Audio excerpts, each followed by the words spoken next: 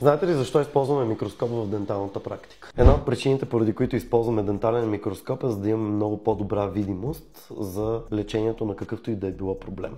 В частност, най-много ни помага в лечението на коренови канали на зъбите, тъй като голямото увеличение ни позволява да виждаме там, където има счупени инструменти или перфорации, или допълнителен канал, който не е видим с просто око или на рентгенова снимка. Втората причина, поради която е много добре да работим с дентален микроскоп, е защото ергономията ни се повишава, качеството на стойката ни се повишава, освен че виждаме много по-добре и стоим много по-добре, тъй като принудително сме изправени, а за пациента е много по-добре, тъй като той е легнал докато ние работим.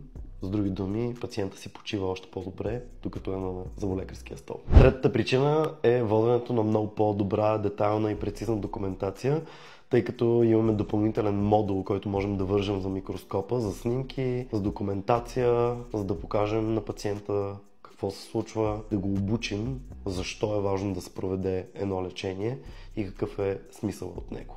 В заключение, денталният микроскоп забелязваме малки детайли за големи промени.